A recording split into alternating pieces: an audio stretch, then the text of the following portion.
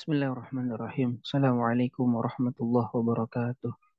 Waalaikumsalam warahmatullahi wabarakatuh. Innal hamdalillah nahmaduhu wa nasta'inuhu wa nastaghfiruhu wa na'udzu billahi min syururi anfusina wa min sayyiati a'malina.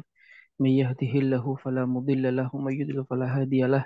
Asyhadu an la ilaha illallah wahdahu la syarikalah wa asyhadu anna Muhammadan 'abduhu wa rasuluhu alladzi la nabiyya wa la rasula ba'dahu ma ba'd. As'alullah subhanahu wa ta'ala an yamunna 'alaina bi'ilmin nafi' وعمل صالح وأن يفقهنا في الدين وأن يفتح لنا فتوح العارفين وأن يرزقنا الله الإخلاص في الأقوال والأعمال اللهم آمين. Alhamdulillahirabbil alamin, segala puji hanya bagi Allah Subhanahu wa taala. Salawat serta salam semoga senantiasa terlimpah curah kepada baginda Rasulullah sallallahu alaihi wasallam, pada keluarganya, pada sahabatnya, dan semoga kita semua termasuk ke dalam golongan umat beliau yang mendapatkan syafaatnya kelak di yaumul qiyamah. Amin. Amin ya Allah ya rabbal alamin. Ikhwani fillah rahimakumullah, insyaallah pada kesempatan siang hari ini kita akan melanjutkan kembali kajian kitab Lubul Usul kita karya Syekhul Islam Zakaria Al-Ansari rahimahullahu taala rahmatan wasi'ah, dan kita masih dalam bab al-huruf masuk ke dalam pembahasan huruf yang ke-24, yaitu adalah min. Bismillahirrahmanirrahim. Qala al-muallifu rahimahullahu ta'ala wa nafa'ana Allahu bihi wa bi'ulumihi fid dunya wal akhirah. Amin ya Allah ya rabbal alamin. Wa min dan min, huruf ke-24 berikutnya adalah min. Libtida'il ghayati, dia yang pertama bermakna ibtida'ul ghayah, yaitu permulaan daripada tujuan. Ya, bermakna masafah, jarak tempat, atau juga bermakna jarak waktu. Ibtida'ul ghayah itu artinya adalah memulai, ya. Memulai, ibtida'ul ghayah, memulai tujuan. Kalau di Indonesia kan artinya dari. Ya. Dan ibtida'ul ghayah itu dua. Ada ibtida'ul ghayah al-makaniyah, yaitu menuju atau memulai tujuan tempat, atau ibtida'ul ghayah az-zamaniyah, memulai dari waktu. Kalau ibtida'ul ghayah bermakna makaniyah, artinya permulaan daripada tempat, seperti firman Allah contohnya, asra bi'abdihi lailam minal masjidil haram ilal masjidil aqsa. Asra, Nabi Muhammad SAW diisrokan, diperjalankan pada malam hari, bi'abdihi, akan hambanya itu Nabi Muhammad, lailan, pada malam hari, minal masjidil haram. Maksudnya apa minal masjidil haram? Yaitu dimulai dari tempat masjidil haram. Nah itu makna ibtida'ul ghayah al-makaniyah, permulaan tempat. Bisa juga dia adalah permulaan waktu. Seperti kita katakan, safartu min awwali Jum'atin. Aku bersafar dari waktu Jumat. Artinya dia bersafar itu dimulai dari waktu Jumat. Nah itu namanya ibtida'ul ghayah az-zamaniyah, permulaan yang menunjukkan kepada waktu. Kemudian selain ibtida'ul ghayah, min juga bermakna walintihaiha. Sebelum ke sana, jadi umumnya min itu, huruf min secara umum itu memiliki faidah sebagai ibtida'ul ghayah, permulaan sesuatu, baik permulaan tempat maupun permulaan waktu. Itu makna min yang paling banyak yang ada di dalam huruf min. Berikutnya, min itu juga bisa bermakna wali intihaiha, tapi ini jarang sekali. Min bermakna intiha. Jadi intiha, kalau ibtida itu permulaan sesuatu, kalau intiha itu akhir dari sesuatu, akhir tujuan. Di Indonesia kita biasanya mengartikannya sampai atau kepada atau ke. Karena kan pemberhentian, apa dia itu tujuan, ya. Seperti dalam contoh yang tadi itu. Laila minal masjidil haram ilal masjidil aqsa. Ini contohnya pakai ila.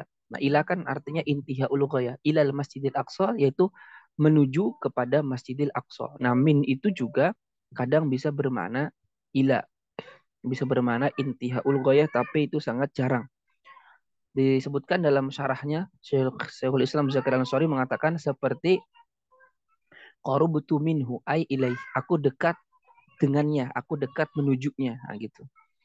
Kemudian juga walitabi'id, min itu juga bisa bermakna tabi'id, ya, bermakna sebagian.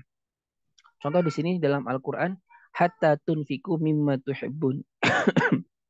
Surat Al-Imran ayat 92. Hatta sampai tunfiku kalian menginfakkan mimma dari apa-apa yang tuhibbun kalian sukai. Nah, min di sini bermakna ay ay ba'dahu. Jadi sampai kalian berinfak mimma sebagian dari apa yang kalian cintai. Ya. Contoh yang lain min bermakna tabi'id sebagian itu juga seperti wa minan nasi may yaqulu amanna billahi wal yaumil akhir. Wa minan nas artinya apa? Wa ba'din nas, dan sebagian orang, sebagian manusia. Dalam ayat yang lain juga Allah berfirman, wal takun minkum ummatu yad'una ilal khair. Wal takun minkum, min di sini adalah litab'id. Artinya dan hendaknya minkum ay ba'dukum, hendaknya sebagian kalian. Nah, di sini minnya bermana apa? Litab'id, bermana sebagian. Kemudian walitabyin. Min juga bisa bermana tabyin atau yang kita kenal dengan libayanil jinsi. Min itu untuk lilbayan, untuk menjelaskan. Ya, biasanya min lil bayan itu ada setelah didahului oleh huruf oleh isim ma, oleh isim mausul ma. Ma itu kan isim mausul yang masih mubham, belum jelas, ma.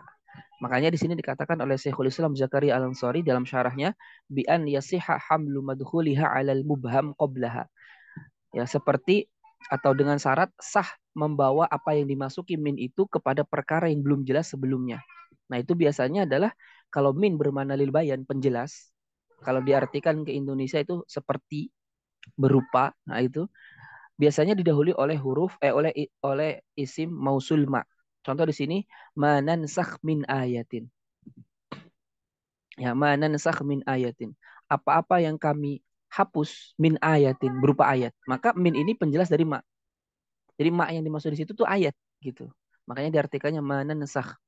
Apa-apa yang kami hapus, ya, min ayatin, berupa ayat. Nah, gitu. Maka kalau diartikan bahasa Indonesia mah ya ayat-ayat yang kami hapus. Nah, gitu. Atau seperti fajtanibu arijsa minal authan. Fajtanibu, maka jauhilah arijsa, kotoran-kotoran minal authan dari patung-patung itu. Nah, min di sini lil bayan. Yang disebut rijs di sini adalah al authan. Jadi sama dengan fajtanibu al authan. Jauhilah kotoran-kotoran itu minal authan yang berupa patung-patung.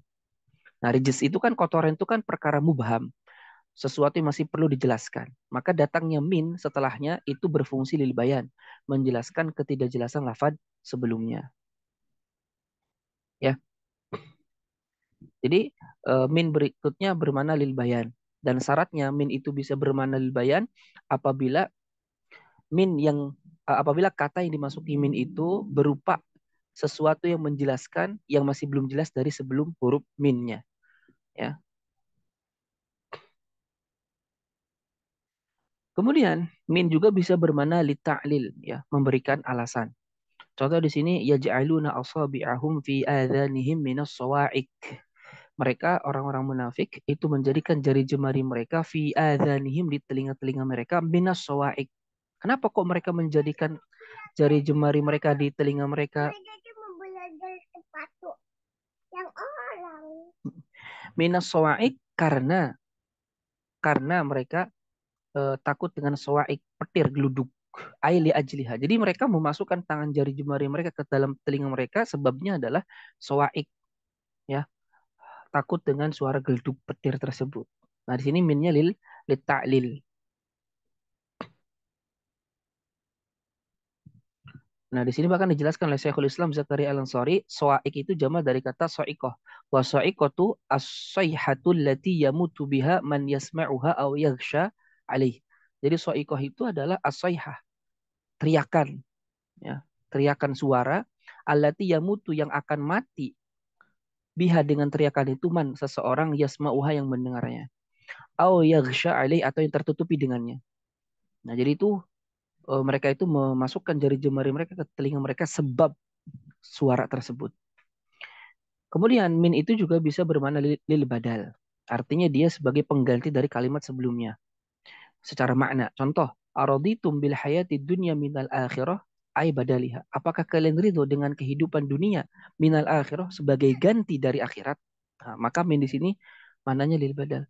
Jangan main dengan ini, simpan lagi.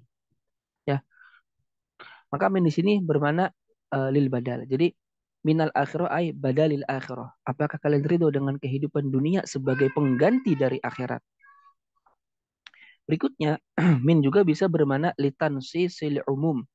Ya, litan sisil umum itu untuk menunjukkan keumuman, untuk menetapkan keumuman. Wahia dan min yang bermakna litan sisil umum adalah ad-dakhilatu yang masuk ala nakiratin kepada nakiroh la takhtasu bin nafyi yang tidak dikhususkan akan penafian. Atau bahasa mudahnya ya, min yang dimaksud di sini adalah min zaidah. Kita udah pernah belajar ya, huruf jar itu ada tiga. Ada harful jar al-asli, ada harful jar az-zaid, dan ada harful jar asyabi biz-zaid.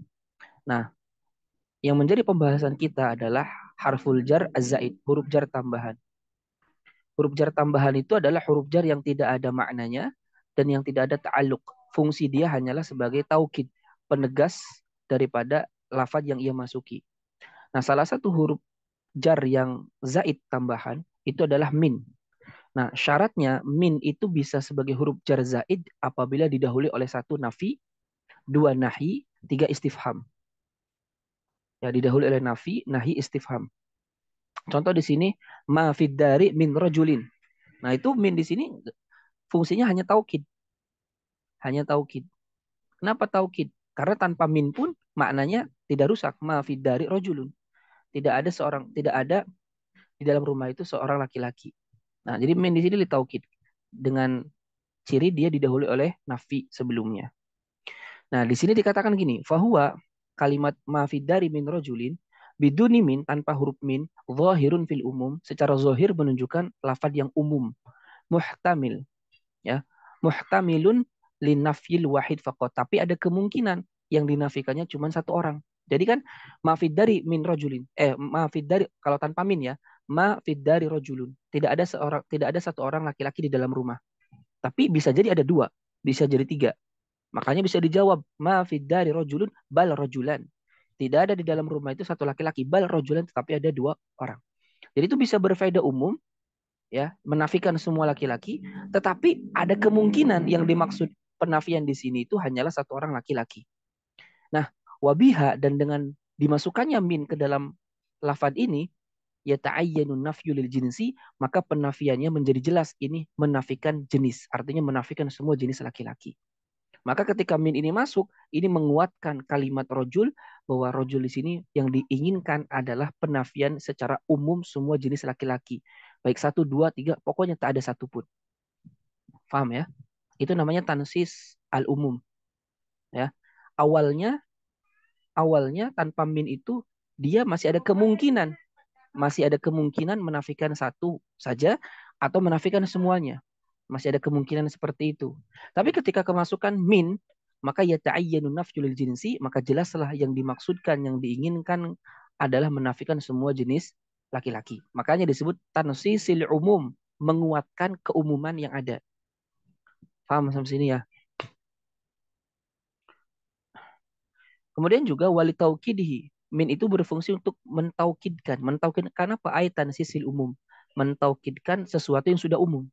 Kalau ini kan yang sebelumnya wali tansisil umum, karena lafalnya itu masih ada kemungkinan umum atau ada ihtimal kemungkinan yang lain. Kalau yang litaukidihi, lafadnya kalimatnya sudah umum jelas, tidak ada kemungkinan yang lain. Maka fungsi min masuk ke dalam itu adalah litaukid.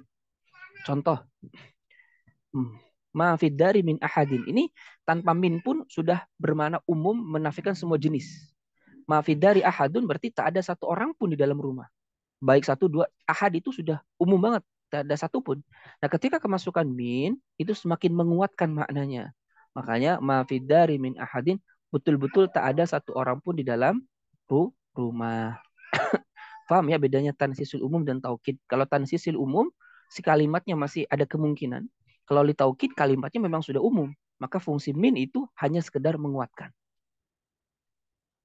Kemudian, min itu, walil fasli, min itu juga bisa bermakna al-fasal. Memisahkan antara satu dengan yang lainnya. Ya, bil muhmalah maksudnya tanpa titik. ay litamyiz, untuk membedakan. Nah, di sini kata Syekhul Islam bi antadkhula ala tsanil mutadaddaini.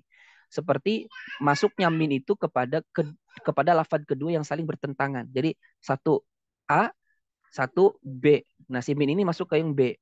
B dan A ini saling bertentangan. Contoh firman Allah, wallahu ya'lamu al-mufsid minal muslih. Mufsid dan muslih dua lafaz yang bertentangan. Mufsid orang yang merusak, muslih orang yang memperbaiki. Nah, min di sini fungsinya apa? Litamyiz, membedakan antara mufsid dan muslih. Wallahu dan Allah itu ya'lamu, mengetahui al-mufsid minal muslih. Orang yang membuat kerusakan ya dari orang yang membuat kebenaran, melakukan kebaikan. Hatta yamizal khabitha minat tayyib. Khabith dan tayyib dua lafaz yang bertentangan. Sehingga yamiza, dia mampu membedakan al-khabith, perkara buruk, dari perkara yang baik. Kalau di bahasa Indonesia mah ya tetap dari diartikannya. Tapi maknanya adalah lil fasal. Kemudian min itu juga wabi ma'nal ba. Min itu juga bisa bermakna huruf ba. Yang zuruna min torfin khafi aibihi. Mereka melihat dari ujung khafi yang samar. Maksudnya dengan ujung yang samar. Wa'an, wafi, wa'inda, wa'ala. Nah, min juga bisa bermakna an. Seperti qad kunna fi ghaflatin min hadza. Ay, qad kunna fi ghaflatin an hadza. Wa bima'na fi, contoh idza nudiya lis-salati min yaumil jum'ah, ay fi yaumil jum'ah. Aruni madza khalaqu minal ardi, ay aruni madza khalaqu fil ardi. Wa bima'na inda, bisa bermakna inda juga. Alan tughniya anhum amwaluhum wala auladuhum minallahi syai'a, ay indallahi syai'a. Terakhir bermakna ala, wa nasarnahu minal qaum, ay wa nasarnahu alal qaum. Ini semua bisa diartikan, bisa difahami maknanya sesuai dengan qarinah, indikasi yang ada di dalam masing-masing kalimat. Nah, kalau kita S1 di jurusan sastra Arab mah ini bisa jadi penelitian. Jadi analisis huruf min dari surat apa ya, dengan metode analisis apa. Nah, gitu. Menarik. Jadi kapan bisa diteliti? Jadi kapan sih min itu bisa bermanaan? Apa indikatornya saja? Kapan min itu bisa bermakna ibtida'ul ghaya? Apa saja indikatornya? Nanti di akhir kan diklasifikasikan, min bisa bermakna ini ketika begini gini gini. Min berartinya itu dibikin klasifikasinya. Sangat bisa untuk dijadikan penelitian. Tapi ada yang ditanyakan dari huruf min?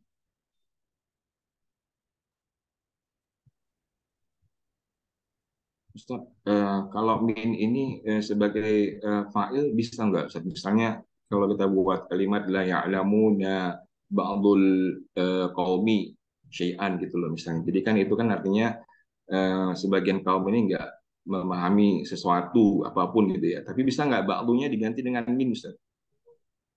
Seperti jadi La ya'lamu minnal qaumi syai'an gitu, Ustaz. jadi hukum asalnya fa'il itu adalah isim, gak bisa huruf, gak bisa fi'il, ya. Nah, kalau min yang min zaidah, kayak contoh tadi, kayak contoh la ya'lamu min ahadin. Ya, la ya'lamu min ahadin. Itu minnya zaidah karena diawali oleh nafi. Kalaupun dibuang minnya, maknanya atau artinya tidak rusak. La ya'lamu ahadun, sama. Nah, maka la ya'lamu min ahadin, mana fa'ilnya? Fa'ilnya tetap ahad. Makanya para ulama mengatakan min ahadin, jadi ahadin majrurun lafdhon marfu'un maknan. Jadi ahadin di situ majrur secara lafaz karena kemasukan min, tapi secara makna marfu karena menjadi fa'il dari ya'lamu. Seperti itu. Nah, kenapa ahadin tetap fa'il? Ya karena minnya zaidah. Minnya zaidah itu ada wujudu keadami, adanya seperti tiada. Seolah-olah la ya'lamu ahadun. Min di sini fungsinya hanya litaukid, memperkuat makna, tidak ada satupun betul-betul yang mengetahui. Begitu. Jadi nggak mungkin huruf jarnya yang jadi fa'il. Seperti itu. Kecuali nanti dalam bab naibul fa'il. Dalam bab naibul fa'il, menurut madhab kufah, jar majrur itu bisa menjadi naibul fa'il. Tapi menurut madhab basroh, gak bisa. Gitu. Ya, wallahu a'lam bishawab. Paham, Ustaz? Alhamdulillah, syukur. Ada lagi yang ditanyakan?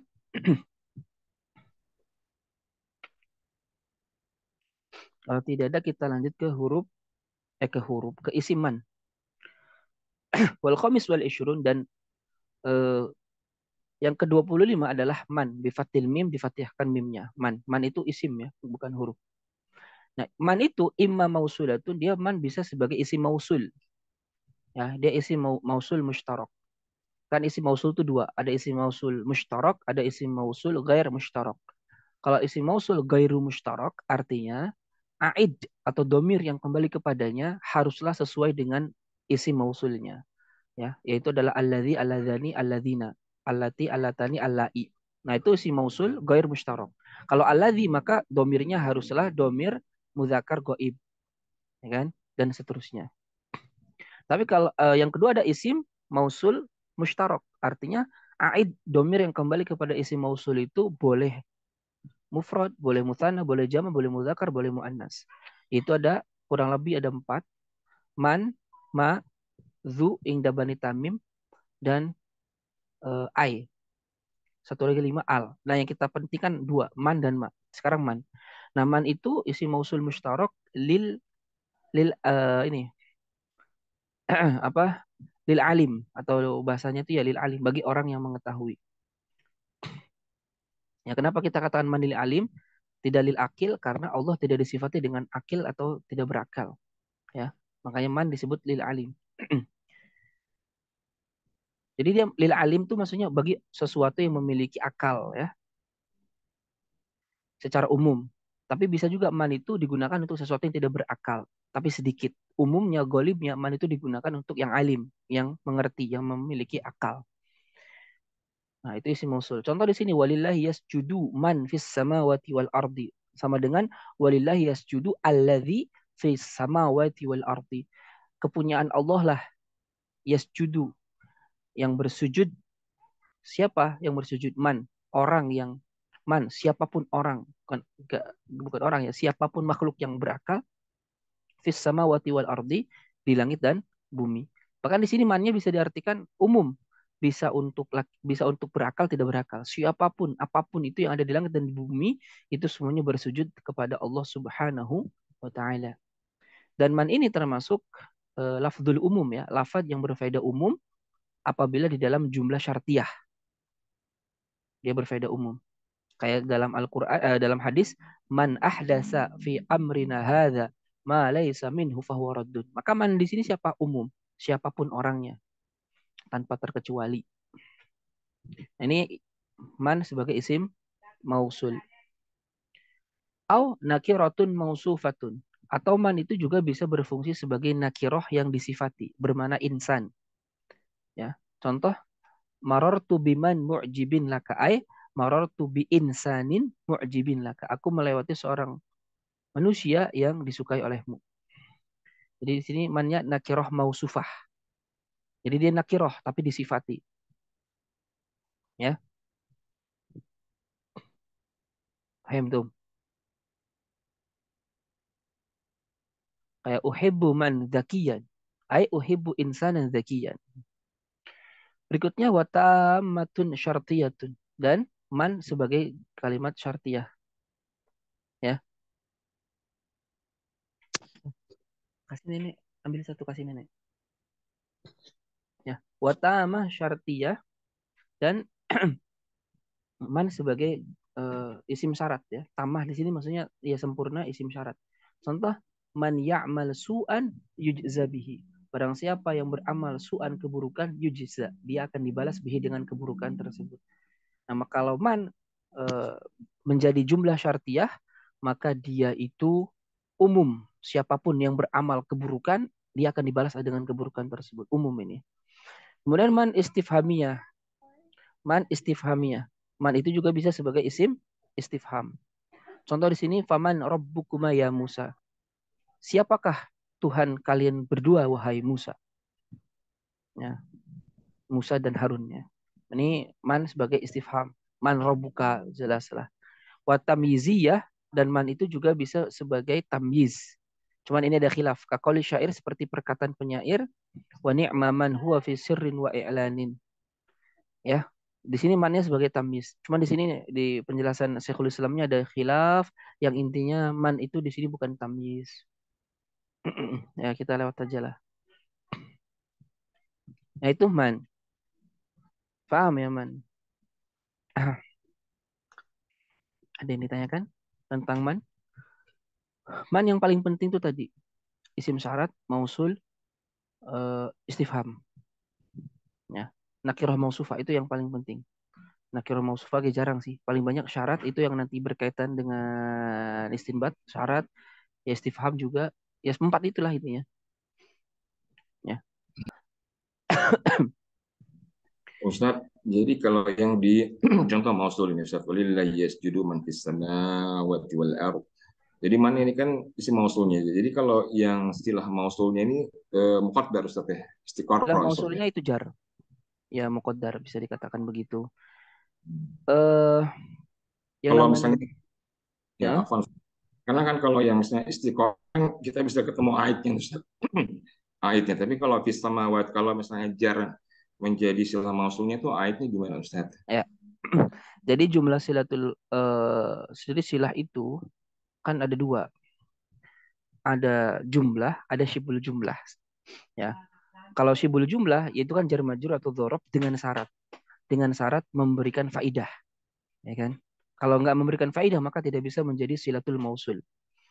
Nah, ketika walillahi yasjudu man fis samawati wal ardi, mana silatul mausulnya fis samawati wal ard. Terus aidnya gimana? Di mana?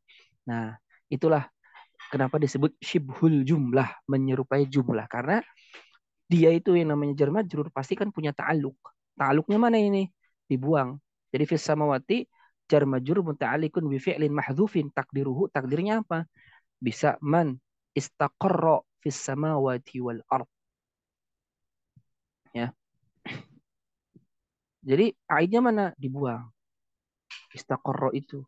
Makanya disebut syibhul jumlah karena dia bisa ditakdirkan jumlah, bisa juga ditakdirkan bukan jumlah. Makanya disebut syibhul jumlah. Nah, kalau ditakdirkannya istaqarra maka dia jumlah fi'liyah. Nah, maka mana aidnya man? Mahdhuf. Ada dalam fi'il istaqarra-nya itu. Ya. Paham belum ya? Benar Ustaz, syukran. Alhamdulillah. Zorof juga sama ya. Zorof juga itu dia ada fi'il yang dibuang. Karena zorof pun butuh ta'aluk sama kayak jar majrur. Eh, Dorobtu Zaidan amamal madrasati. Takdir kalamnya dorobtu Zaidan, ya, istaqarra amamal madrasati. Aku memukul Zaid istaqarra yang sedang berada amamal madrasati di depan sekolah. Nah, maka disitulah ditakdirkan fi'il. Paham? Ada lagi yang ditanyakan tentang man? Kalau tidak ada kita lanjut ke hal. Hal-hal. Wahal dan hal. Hal itu huruf ya, huruf istifham. Hal litolabit tasdik katsiran. Hal itu berfungsi kebanyakan untuk tolabut tasdik. Ya, tolabut tasdik. Apa itu tolabut tasdik? Tolabut tasdik itu ya meminta atas dik, keputusan lah bahasa kita ya, ya atau tidak. Ya. Jadi dia bertanya terkait penisbatan satu hal dengan hal lain. Itu tasdik. Contoh, hal Zaidun qaimun, apakah Zaid berdiri? Berarti kita mempertanyakan penisbatan berdiri kepada Zaid. Apakah Zaid itu berdiri? Ya. Jawabannya kan pasti dua, na'am atau la. Nah, itu namanya tolabut tasdik. Jadi kita mempertanyakan penisbatan satu lafaz kepada lafaz yang lain. Beda dengan Hamzah. Hamzah istifham. Kalau Hamzahnya Hamzah istifham, dia bisa berfaedah tolabut tasdik, dia bisa berfaedah tasawur. Kalau tolabut tasdik ya tadi, mempertanyakan nisbah. Kalau tasawur itu bukan mempertanyakan nisbah, tapi mempertanyakan hakikat dari yang ditanyakan. Contoh, eh, contohnya adalah seperti aku Aqama Zaidun am Amrun. Apakah yang berdiri itu Zaid atau ke Amr? Jadi kita udah paham nih, udah tahu adanya penisbatan berdiri ya kepada Zaid atau Amr. Cuman kita masih belum tahu siapa ini yang berdiri. Nah, itu namanya tasawur. Jadi kita mempertanyakan eh, penggambarannya, siapa gitu. Bukan penisbatannya. Paham ya kira-kira? Kalau tasdik itu mempertanyakan penisbatan, kalau tasawur itu tidak mempertanyakan penisbatan, tapi mempertanyakan secara langsung gitu ya, ta'ayun siapa gitu. Itu semua sudah dijelaskan oleh Al-Imam Ibnu Hisham Al-Ansari dalam kitab Bughdil Labib an Kutubil A'arib. Nah, di sini kalau dalam sarahnya, nah ini panjang ya, ini penjelasannya bla bla bla bla bla bla bla. Intinya hal itu hanya boleh bertanya untuk sesuatu yang positif. Gak bisa hal itu bertanya untuk sesuatu yang negatif. Gak bisa jadi halam yakum zaid, gak bisa. Jadi hal itu gak bisa bertanya untuk sesuatu yang negatif. Sepakat ulama. Ya, kalau jawabannya itu bisa positif, bisa negatif. Kalau jawabannya kan jawaban bisa naam bisa lah. Tapi untuk hal itu bisa masuk ke dalam nafi, ulama sepakat tidak bisa. Jadi hal itu hanya bisa masuk ke dalam perkara isbat, ya, sesuatu yang positif. Hal zaidun qaimun, gak bisa. Hal lam yakum zaid, nah itu gak bisa. Berbeda dengan hamzah. Nah itu, kalau hamzah itu bisa masuk ke dalam nafi sebagai ini bermana takrir, alam nasyurah laka sadrak. Itu takrir. Bukankah kami telah melapangkan dadamu? Takrir itu membawa mukhotob untuk meyakini, mengiyakan apa yang kita ucapkan. Itu takrir. Makanya kalau ada hamzah plus nafi, alam nasyurah laka sadrak, jawabannya tidak na'am. Karena itu takrir, jawabannya bala. Ya kan? Kalau jawab na'am itu malah bermana tidak. Ya kan? Makanya Al-Imam apa Abdullah bin Abbas radhiyallahu anhu berkata dalam salah satu tafsir dalam memaknai ayat alastu bi rabbikum, bukankah aku Tuhanmu, ya, idza yujibu bi na'am, apabila mereka menjawab dengan na'am la kafaru, pastilah mereka akan kafir karena na'am bermakna la. Tapi jawabannya kan bala. Kemudian hal juga wali tolabi tasawuri qalilan, dia juga bisa memiliki makna menuntut tasawur, tapi qalilan jarang. Bahkan dikatakan khilafan lil asli fi man'i maji'iha lahu. Yang menyelisih al-asal. Al-asal itu jam'ul jawami. Ya, menyelisih kitab asalnya itu jam'ul jawami yang melarang datangnya hal atau melarang fungsinya hal untuk sebagai tasawur.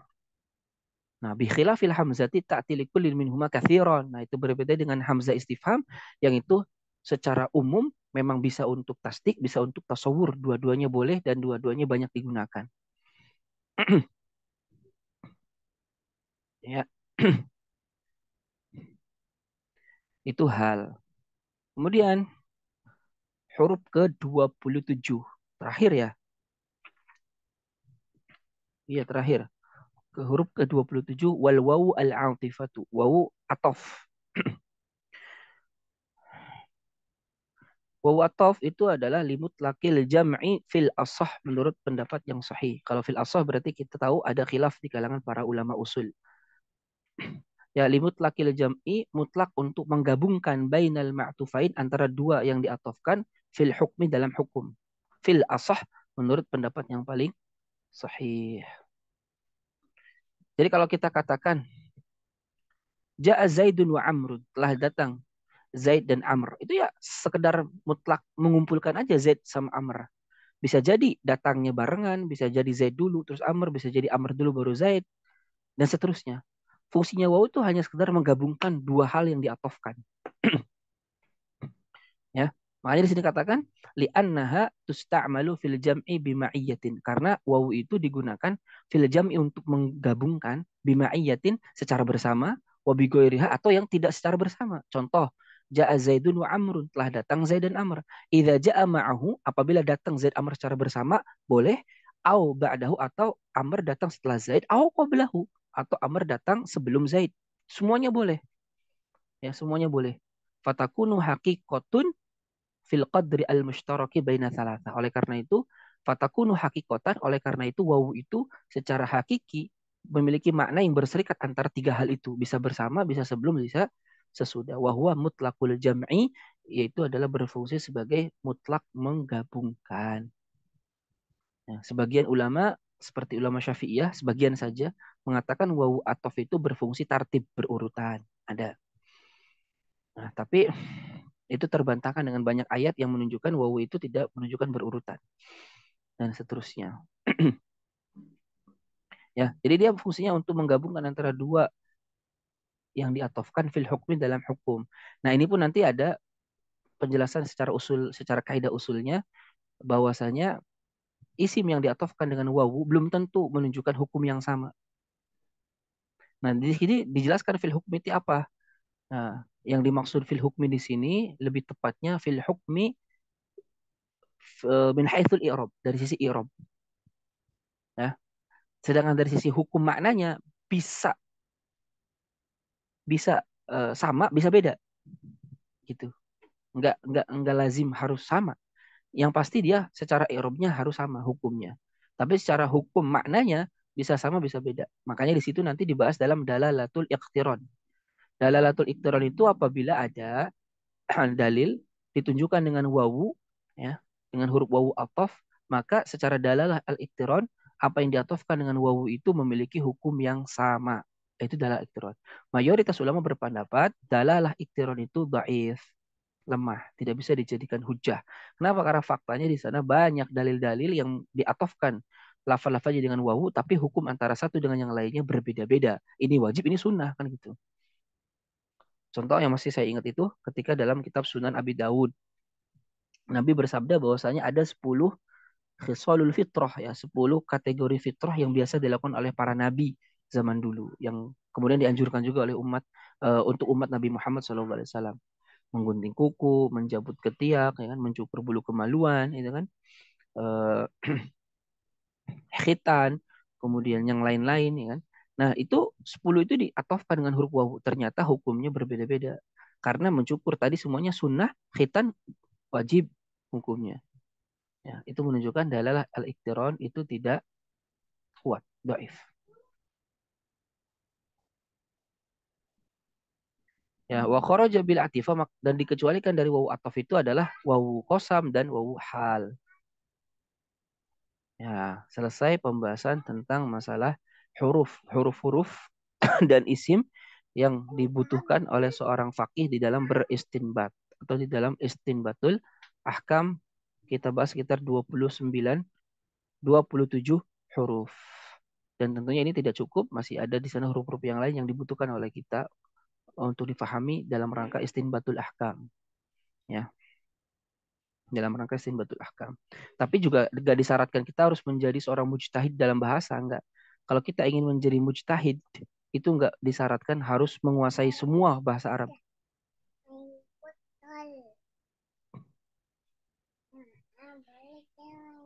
Ya, ada yang tanyakan dulu?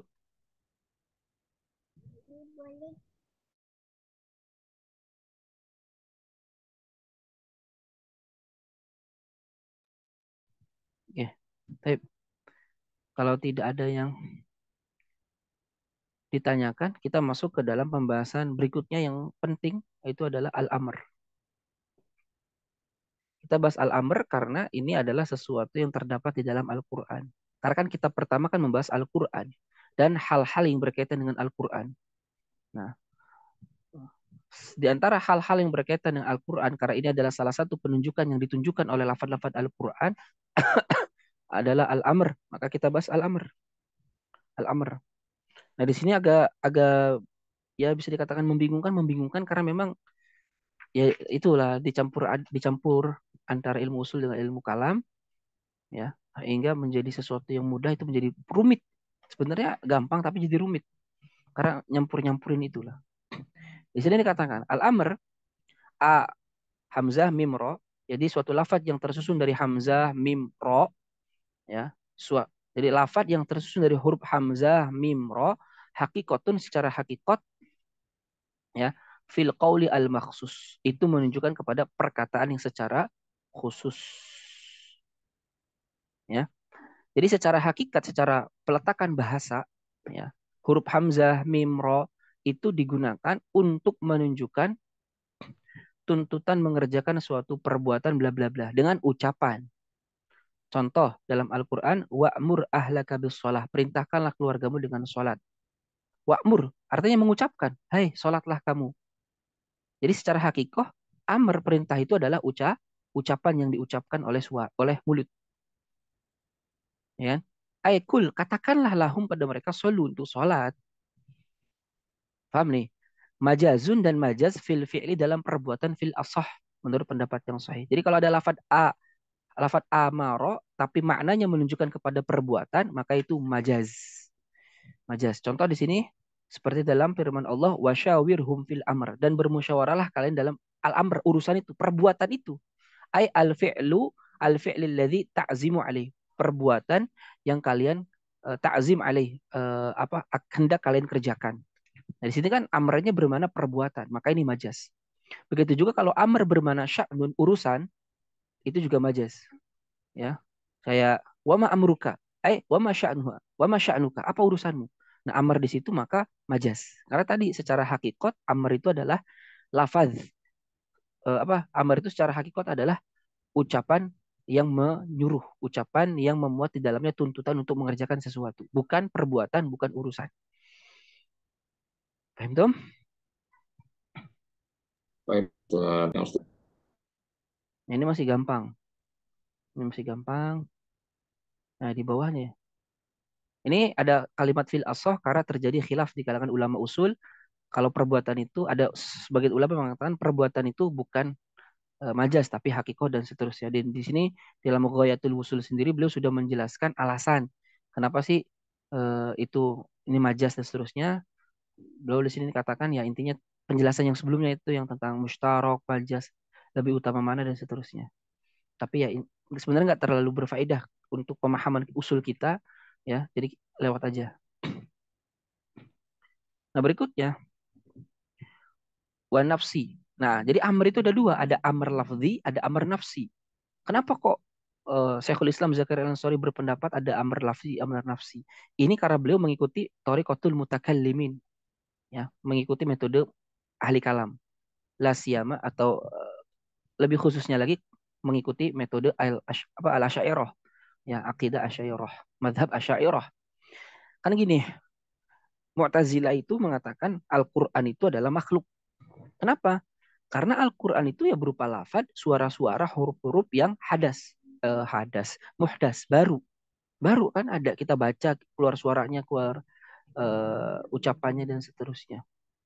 Maka menurut dia Al-Quran itu bukan kalamnya Allah, itu adalah makhluk berupa lafaz dan suara. Nah, Asy'ariyah itu kan membantah pendapat ini bahwa Al-Quran tetap kalam Allah, ya. Tetapi memang dengan pendekatan apa ya? Pendekatan rasional gitu, pendekatan mantiki gitu, logika. Apa? Mereka bagi, ya, bahwa Al-Quran itu sebagai kalam Allah itu dibagi dua. Kalam itu ada dua, ada kalam lafzi, ada kalam nafsi. Nah gitu. Kalam lafzi itu adalah kalam yang kita baca sekarang. Bersuara, ada hurufnya, ada harokatnya, ada suaranya, ada tulisannya, itu namanya kalam lafzi. Dan kalam lafzi itu muhdas baru. Ini menurut Asy'ariyah. Kalam lafzi itu makhluk muhdas baru. Tapi kalau kalam nafsi itu adalah eh, kayak kita ngomong di dalam hati. Itu kalam nafsi namanya. Bukan berupa suara, bukan berupa lafaz. Nah, Al-Quran itu kalam nafsinya Allah Subhanahu wa Ta'ala. Jadi dia ada sebelum adanya alam semesta ini. Maka kalam Allah itu bersifat azali gitu. Karena kalam nafsi itu berarti sejak Allah itu sejak dulu itu ya Allah sudah menurunkan Al-Qur'an, tapi baru dalam kalam nafsi. Nah, kalau kalam nafsi bukan makhluk, dia sifatnya Allah, gitu. Paham nggak? Ya, mudahnya seperti itu. Nah, amr pun sama. Karena kan dalam Al-Quran itu kan ada amr nih, ada perintah. Kalau tidak dibagi ada amr lafzi, amr nafsi, maka ini akan masuk ke dalam pembahasan Mu'tazilah bahwa berarti perintah Allah itu sesuatu yang bersifat muhdas, baru.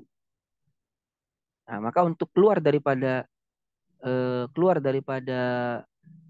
Mu'tazilah ini membagi ada amar nafsi, ada amar lafzi.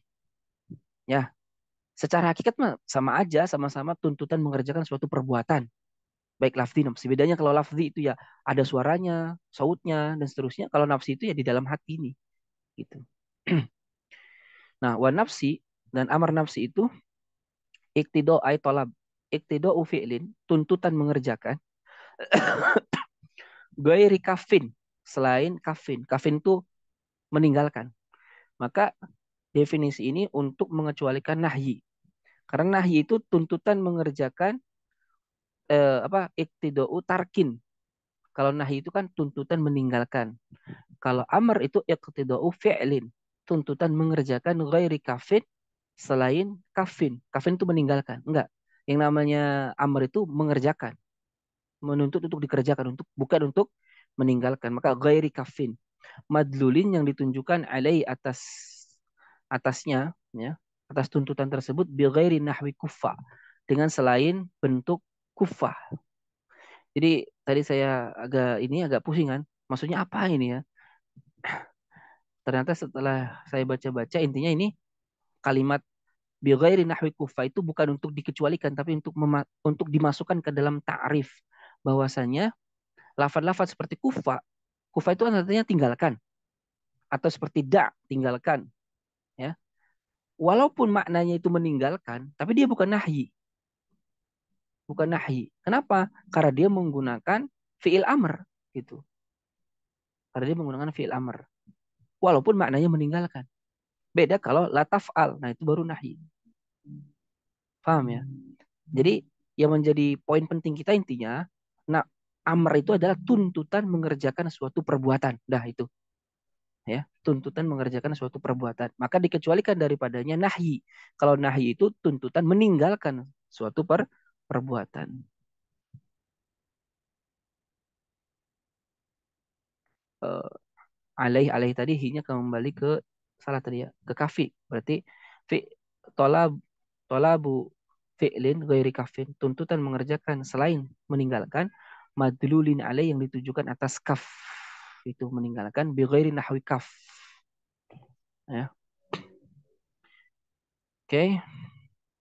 Maka di sini kata Imam Zakaria Al-Ansari fadakhala fihi at-talab, maka masuk di dalam amr, ya, masuk di dalam tolab, masuk tolab di dalam amr itu al-jazim wa ghairuhu, yaitu tuntutan yang tegas dan tuntutan yang tidak tegas.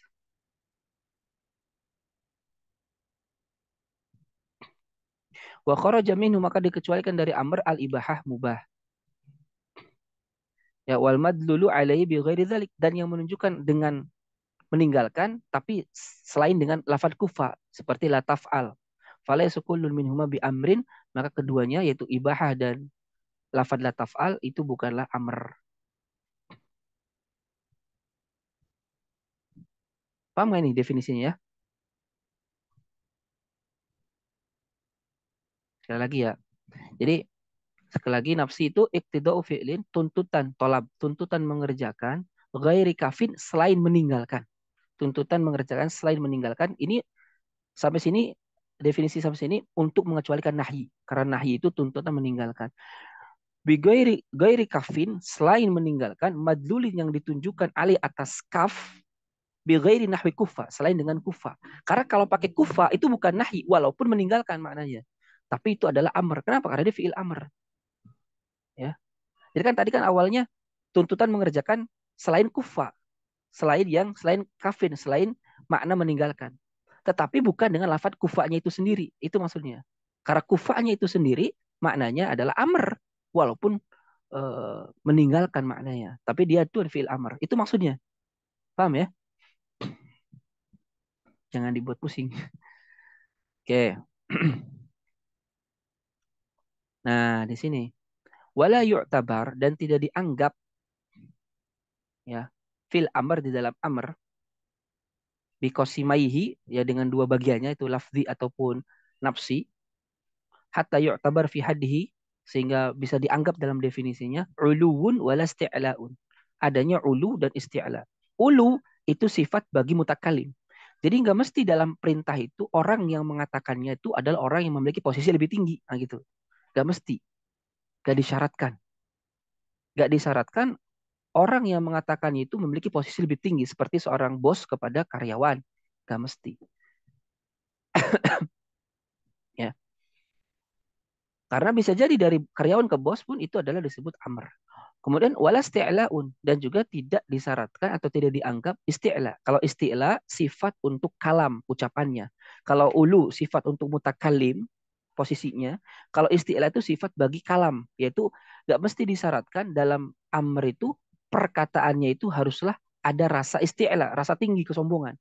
Kayak kita mengatakan memuji-muji sesuatu yang berlebihan, sombong lah intinya, isti'la itu. Jadi nggak mesti harus contohnya eh,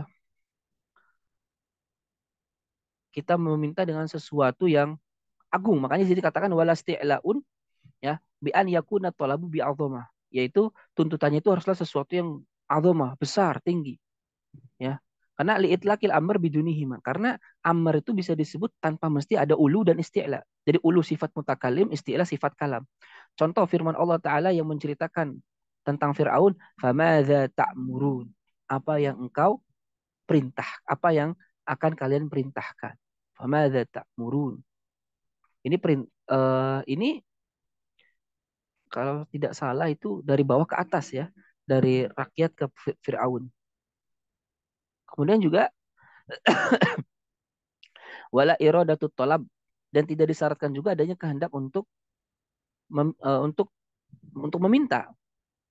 Nah, sebagian ulama mengatakan disyaratkan sesuatu lafaz itu bisa disebut amr apabila si mutakalim orang yang mengucapkannya itu memang bermaksud untuk mengatakannya, bermaksud untuk memerintahkannya. Nah, kata Syekhul Islam Zakaria Al-Ansari tidak disyaratkan adanya kehendak untuk memerintahkan. Kalaupun dia tidak berkehendak, maka itu disebut dengan amr. Ya, fil asah menurut pendapat yang sahih, karena di sana ada khilaf di kalangan ulama usul, ya ada yang mengatakan harus disyaratkan ulu, ada yang mengatakan disyaratkan istilah, ada yang mengatakan disyaratkan iradatu tolab.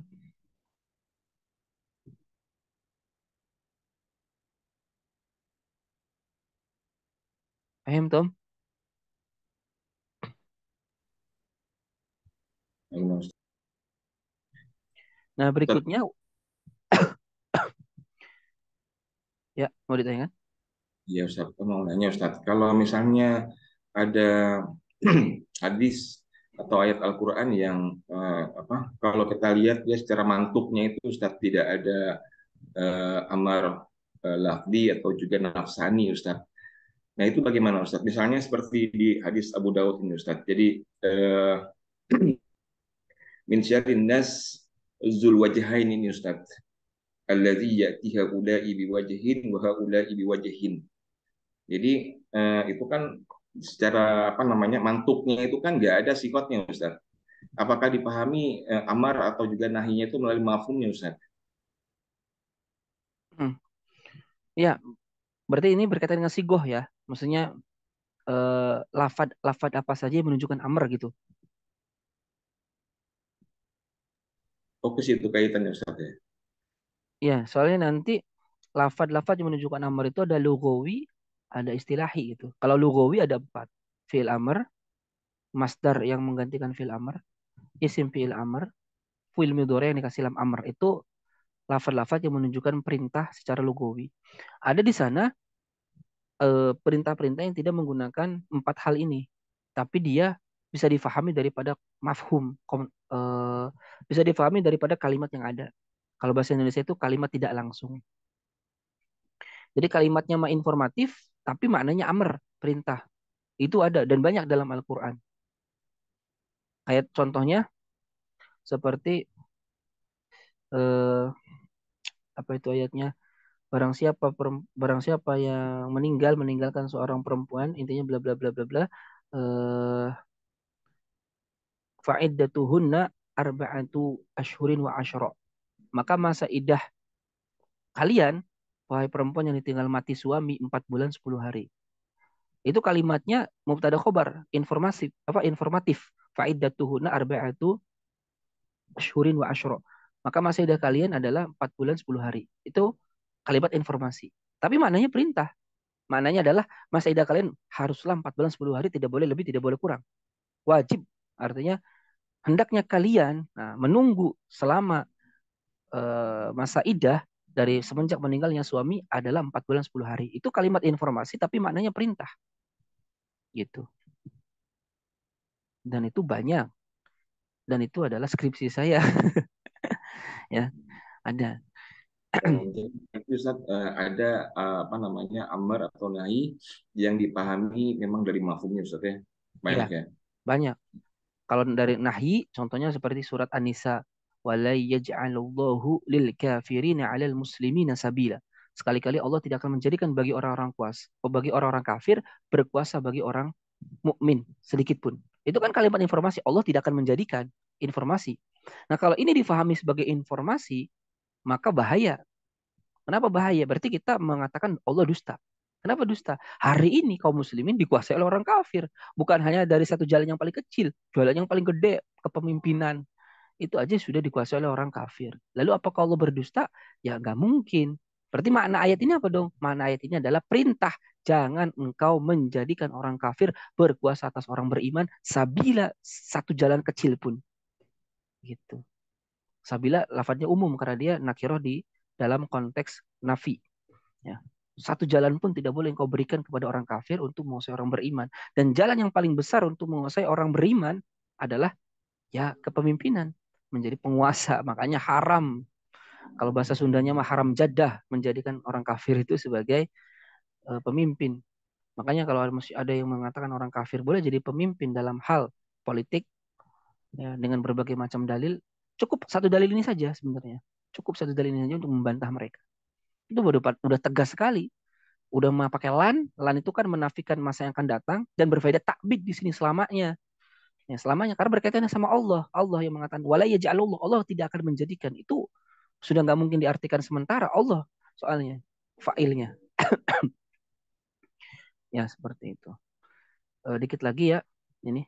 Wa talabu badihiyun ya. Tuntutan itu badihi, sesuatu yang bersifat badihi itu aksioma bahasa kitanya. Tahu aksioma ya? Jadi aksioma itu sesuatu yang dimengerti secara langsung tanpa harus dijelaskan. Itu badihi. Jadi yang namanya perintah itu sesuatu yang nggak mesti harus dijelaskan bla bla bla bla, orang tuh langsung akan ngerti. Ketika kita katakan, nak tuangkan air, ya orang yang diajak bicara langsung paham ya maksudnya perintah untuk nuangin air. Tanpa mesti dijelaskan ini adalah perintah, nggak mesti. Jadi watalab tuntutan itu sesuatu yang badihi, sesuatu yang aksioma, sesuatu yang akan dimengerti tanpa mesti dijelaskan. Terakhir wa nafsi. Nah, ini masalah akidah. Ini nggak ada kaitannya sama usul fikih sama sekali. Wa nafsi goirul irodati ingdana. Nah, kalau ingdana berarti kan khilaf antara Asy'ariyah dengan Mu'tazilah. Kalau fil asoh berarti khilaf antara ulama usul kan gitu. Di sini ada khilaf antara Asy'ariyah dengan Mu'tazilah. Nah, Asy'ariyah mengatakan wa nafsi dan nafsi, yang maksudnya al-amr an-nafsi, goirul irodah bukanlah irodah itu sendiri ingdana menurut kita. Maksudnya gimana? Maksudnya adalah Allah itu memerintahkan sesuatu, tapi bukan berarti berkehendak akan sesuatu itu. Paham nggak? Kayak saya mencintai loh kalau kamu itu meninggalkan rokok. Nah, saya suka kalau kamu nggak ngerokok. Tapi bisa jadi saya nggak berkehendak kamu meninggalkan rokok. Paham nggak maksudnya?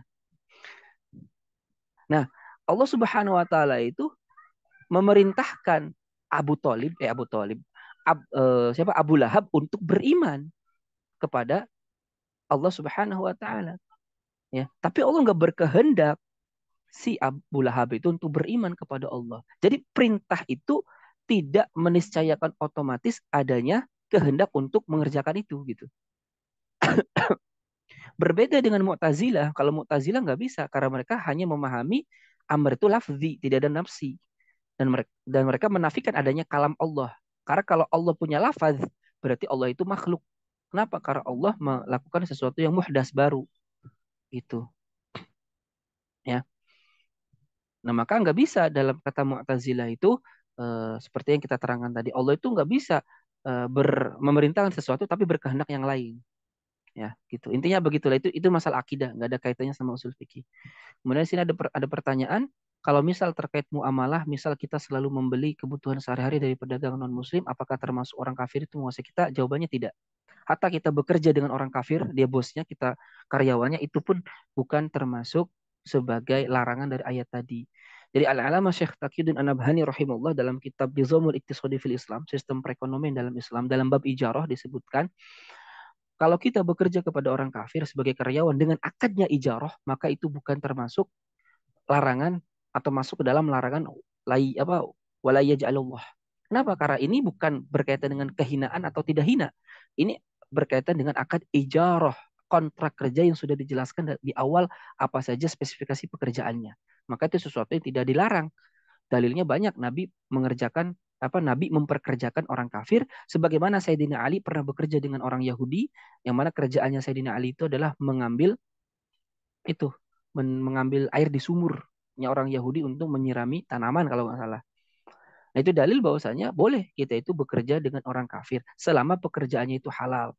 Gak boleh kalau kita kerja di jadi tukang kan halal, tapi nukangin apa? Bangun gereja, jangan. Gak boleh, haram. Nah, apalagi ini sekedar jual beli. Ya, boleh jual beli. Nabi kan pernah menggadaikan baju besinya kepada seorang Yahudi sampai meninggal. Nabi itu belum melunasi hutangnya. Ya, maka dilunasi oleh Sayyidina Ali bin Abi Thalib. Ya, saking nggak punya uang ya Rasulullah sampai meninggal itu belum melunasi hutangnya. Beliau hutang ke Yahudi dengan menggadaikan baju besinya Nabi. Sampai Nabi meninggal belum dilunasi hutangnya. Maka kemudian Sayyidina Ali mengumumkan, siapa di sini yang masih memiliki piutang dengan Nabi SAW, maka kasih tahu saya, akan dilunasi. Nah, salah satunya dengan orang Yahudi tersebut. Nabi itu melakukan transaksi muamalah dengan orang kafir. Nah, tapi dalam madhab tapi sebagian ulama memang ada yang berpendapat kalau bekerja, ya bukan mau jual beli, bekerja kepada orang kafir jadi bosnya, itu termasuk sesuatu yang penghinaan. Maksudnya nggak boleh, tapi itu minoritas dan dalilnya lemah seperti itu. Kemudian kalau terkait jual beli dengan orang kafir, hukumnya boleh, jelas. Tetapi dalam hal-hal tertentu kita nggak boleh jual beli dengan orang kafir. Seperti jual beli, kalau kafirnya harbi, jual beli senjata, jelas. Kalau kafirnya umum, tidak boleh kita menjual Al-Quran atau kitab-kitab syar'i kepada mereka. Kalau dalam madhab syafi'i haram. Kenapa? Khawatir akan dihinakan. Khawatir mereka beli Al-Quran tujuannya untuk dihina. Maka tidak boleh. Ya. Wallahu a'lam bishawab. Itu nanti kita masuk minggu depan ke mas'alatun. Nah, ini yang tentang sigoh. Ya, tentang sigoh. Wallahu a'lam bishawab. Nakhtatim darasana bi qiraatil hamdalah. Alhamdulillahi rabbil alamin. Wa du'a kafaratil majlis. Subhanakallahumma wa bihamdika asyhadu an la ilaha illa anta astaghfiruka wa atubu ilaik. Wal 'afwu minkum. Assalamualaikum warahmatullahi wabarakatuh. Waalaikumsalam warahmatullahi wabarakatuh. Waalaikumsalam Waalaikumsalam warahmatullahi warahmatullahi wabarakatuh. wabarakatuh.